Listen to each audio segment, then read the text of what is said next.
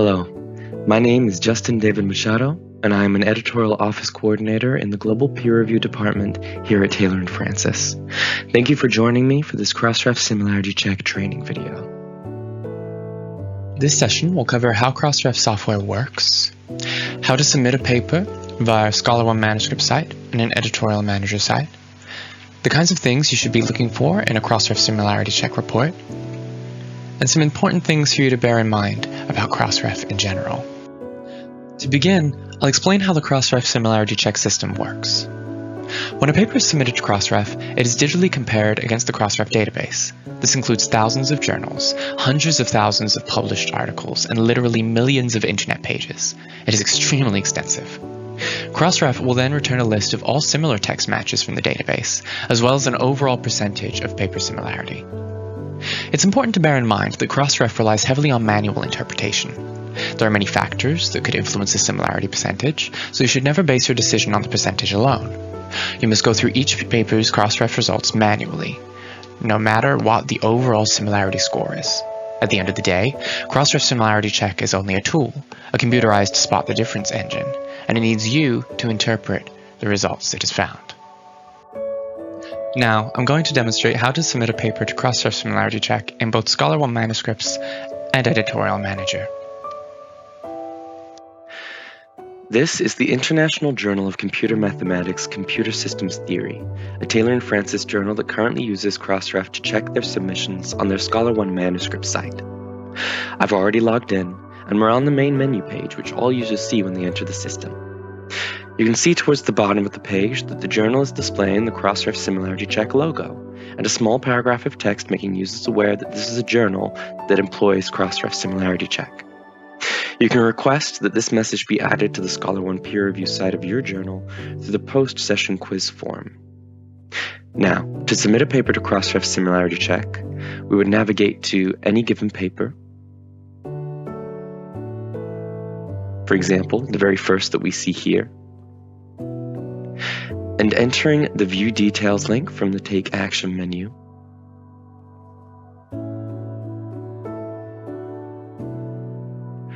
We would scroll down past the entirety of this author-supplied data section to the Plagiarism Check tab.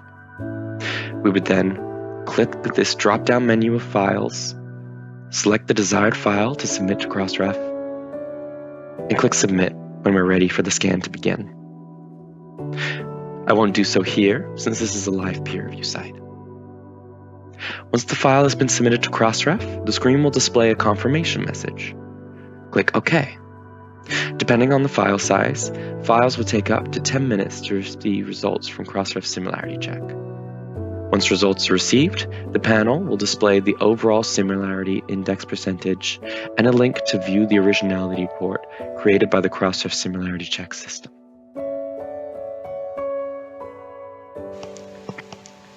For Editorial Manager, I've moved over to Environmental Politics, another Taylor & Francis journal that uses Crossref Similarity Check to check their submissions. Before logging in, you'll note that unlike the ScholarOne site we were on, this journal does not display the Crossref Similarity Check logo, or the text making users aware that this is a journal that uses Crossref. Just like in ScholarOne, you have the option to request this isn't added to your site. Now, I'll log in. To submit a paper to Crossref Similarity Check, we navigate to any active paper, for example the first one we see here, and from the Action Links menu of the paper to the far left, we select File Inventory. A window then pops up displaying all the files uploaded by the authors. You can use the buttons here at the top of the window to either submit the whole paper to Crossref, or you can use the tick boxes on the left-hand side to select a specific file that you would like to check. Once again, please bear in mind that Crossref processes Word documents and PDFs, but not other file types like LaTeX. Once the paper has been submitted, and in this case we won't submit one as you'll notice it's already been submitted already, I'll close this, and a new link will appear in the Action Links menu called Similarity Check / Authenticate Results with an ellipsis in brackets. Equally, we'd have a percentage to demonstrate the highest similarity score, or an X to mark that a similarity check could not be processed. Remember, just like in ScholarOne, loading a paper to Crossref may take up to 10 minutes, depending on the file size. The ellipsis will become a percentage number, as we see here, indicating the overall similarity percentage of the paper. Now, we would click on Similarity Check /Authenticate Results for another pop-up window to appear. Under the Report Status column, the word Completed is a hyperlink that can be followed to open the full Crossref report for you to view. Just like so.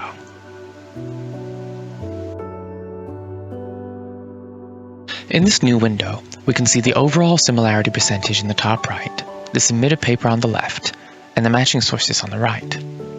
Before looking any deeper, let's go to the filter option by clicking this funnel icon in the bottom right-hand taskbar and ensure Exclude Bibliography has been selected, which it has. This sometimes affects the overall similarity percentage we see here. We can then return to our list of sources by clicking the View Sources button, which looks like a graph here on the left. From the source list, there are two different report views you can use to examine the Crossref matches for each paper: Match Overview and All Sources. Match Overview is the default viewing mode that we're in now. This lists a general overview of text in the manuscript to the similarity to parts of other papers in the Crossref Similarity Check database. The text is highlighted in color-coded and numbered sections, corresponding left to right. All Sources mode lists all matched sources between the databases and the submitted document, the other way around to the Match Overview, and provides a more granular breakdown of similar material. This is the view that you should always use to assess the similarity in the paper, as it puts the submitted paper in focus. Now we switch to All Sources view, we can take a closer look at these overlapping sources. The papers matched are shown in this panel on the right, divided into bullet-pointed sections. We can switch between sources by clicking on them, just like so. When you've selected a source, all the matching text from that source will be highlighted in pale red in the submitted paper in the left-hand panel, and a floating text box will open over the first instance of overlapping material. There we have the overlapping material in the original text highlighted, and we also have this blue hyperlink, which will lead us to the web location of the original text. You can also click Full Source View here in gray to see the submitted paper and the highlighted source side by side to compare precisely where duplication occurs in each. They're both highlighted in red. You'll see here in the full source text preview, as well as on these individual sectioned entries, that each matched text displays an individual similarity percentage, showing how much of this text has been overlapped. For me, the percentage is a good indicator of how closely I need to look into the report. A high percentage would alert me that this is a report that could be significant, but it would not give me cause to dismiss the paper outright, even if it were very high. It's worth bearing in mind that if authors have hosted the preprint of their submitted paper in an online repository, through their institutional affiliation, for example, then it is possible that this will be detected in the Crossref report, and as such, it will probably produce a very high overall similarity percentage. This would be the same for any working papers on which the submitted paper is based. This is not usually a reason to reject the paper, but it's worth checking that the matching paper is just a preprint, not a finished publication, and that it's hosted by a verifiable repository. If you require any assistance with this, please don't hesitate to contact your portfolio manager here at Taylor & Francis. Once you've verified that the match is a preprint or working paper, you can click this Exclude Sources button down below to select any papers that you don't want to be included in the overall similarity percentage. When you've selected the papers, that gray button becomes red. like so. You can then click Exclude. And anything that you've excluded can be retrieved again following this circle with a line through it, View/Edit Excluded Sources. We'd click on it, and then hit Restore or Restore All for multiple sources. Then it returns back to the matched source list, just like so. Now we've moved on from that manuscript to some example papers to better illustrate the types of scenarios you might come across when you're using Crossref Similarity Check. Before we've even entered training paper 1, we can see a high similarity percentage. We won't let that deter us though, and we'll take a closer look.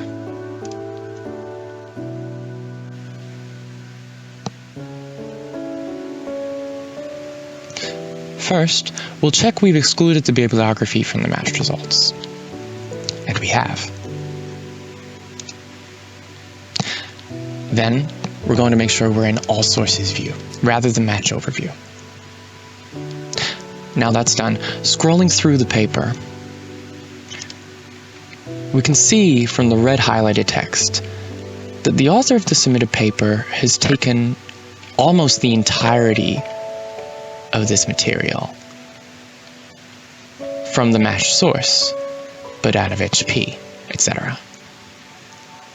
Only changing references to the country in question.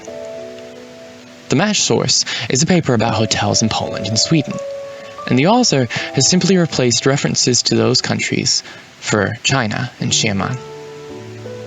They haven't changed the data or the text. They've just interposed Chinese names, Chinese references. Evidently, we wouldn't need to look into this much further. This paper would need to be rejected. However, I must stress that this kind of self-evident case is extremely rare. I've seen it just once outside of this demonstration, and most cases require more analysis. So, let's take a look at a few more examples.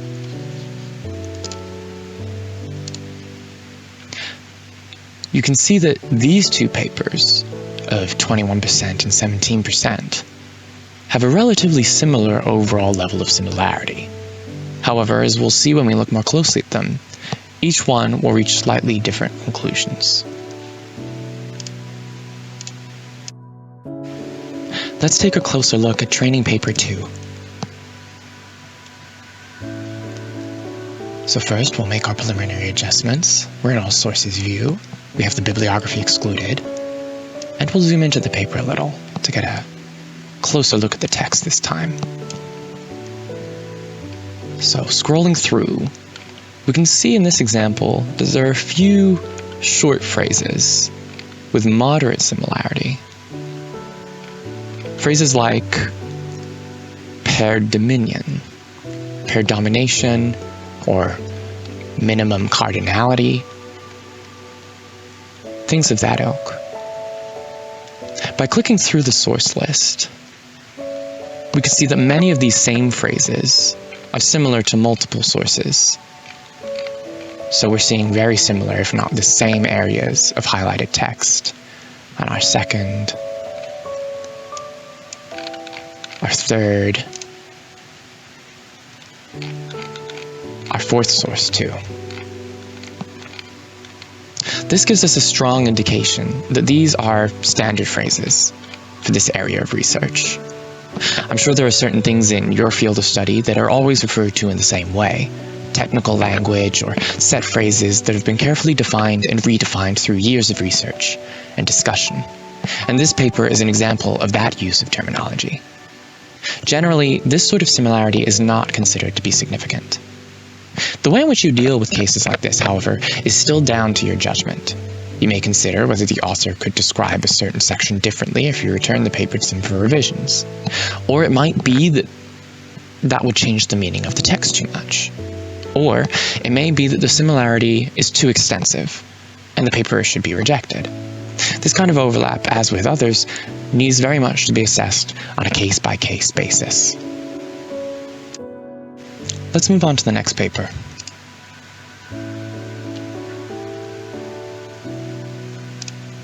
So we're in All Sources view. a bibliography excluded. And zooming in on the text, beginning to scroll down, we see that there are similar fragmented levels of similarity displayed in this report as to the previous one, just in terms of the shapes that appear in our red highlighted text. However, the difference here is that the matched source is referenced. In the introductory paragraph on page 2, the authors explicitly state here that they are following an idea from this source paper by He and Huang, cited as source number 12, which explains the similarity. If we scroll through some more, we can see source 12 is cited thoroughly and appropriately throughout the paper. For example, on pages 6, here, following the idea in 12, on page 8, down towards the bottom, we have 12 and 12 again, and on page 9, we have some more 12s, quite frequently, and these aren't the only instances. Despite this, you should bear in mind that referencing a source does not always make the level of similarity acceptable. If the similarity were extremely extensive, more so than this, even heavy referencing would not necessarily make it justifiable. Once again, it's up to the editor to judge, the reader to interpret. With any of these reports, it's also worth bearing in mind that Crossref only highlights direct similarity. In other words, where there are strings or sections of identical words in almost the same position. We can see this in practice, comparing the two sources side by side in full source text view. You see, there are very little breaks in the wording, or in the order of the words, for any of these highlighted portions. That means that if there's any paraphrasing in a manuscript, then Crossref will not be able to detect this. This is part of what we mean when we say that Crossref is only a tool for visualizing similarity in papers, and that it is up to you, the reader, to interpret what each report signifies in a wider context. Leaving paper 3 behind, our final article is an example of a paper that would probably need to go back to the author for revision. Let's take a look.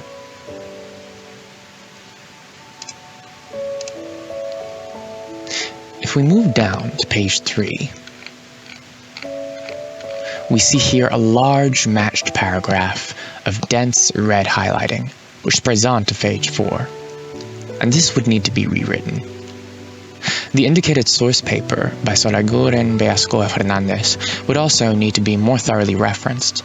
This paper is currently reference entry number 24, though scrolling through we don't see this very often. Let's have a quick skim.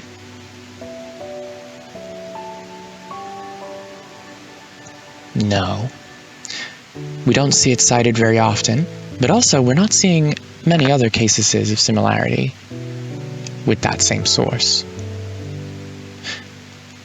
After the revised version is resubmitted, we recommend that you run the amended paper through Crossref Similarity Check again to see if it has improved. If it hasn't, don't be afraid of sending it back to be revised once more. Sometimes authors aren't as thorough as we need them to be, so if the degree of change still isn't acceptable, you can send it back again.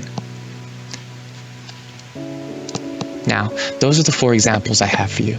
As you may note, there is a general procedure that you follow with every paper, but it is your judgment that will lead you to a conclusion. Whether the paper is acceptable, it needs to be revised, or perhaps it needs to be rejected. There's just one more thing for us to talk over, and that's some ethical considerations that you need to be aware of when using Crossref Similarity Check. For information on handling allegations of plagiarism, please see our Author Services page, which hosts Taylor & Francis plagiarism policies and guidance for authors. Our plagiarism policy offers specific recommendations on different types of concerns which could be helpful when you come to investigate any duplication issues or allegations more closely. Featured cases include text recycling, types of permissible secondary publications, or legitimate reasons for overlap. You may also wish to refer to Module 5 of the Taylor & Francis Publishing Ethics for Journal Editors video series, which focuses on how to deal with potential misconduct and spotting red flags. If you need further support or advice when investigating concerns, please consult your portfolio manager or editorial contact here at Taylor & Francis. That brings us to the conclusion of our session today. Please note that Crossref Similarity Check is configured across all Taylor & Francis journals that use ScholarOne Manuscripts or Editorial Manager. If you do not have access to Crossref functionality on your journal's peer review site, please proceed to our Crossref Similarity Check training quiz, the link for which you'll find near this video. If you have any questions or comments specific to your journal, please direct them to your Taylor & Francis portfolio manager or other editorial contact for them to address or relay to the appropriate team member. Thank you very much for your time. Have a good day and goodbye.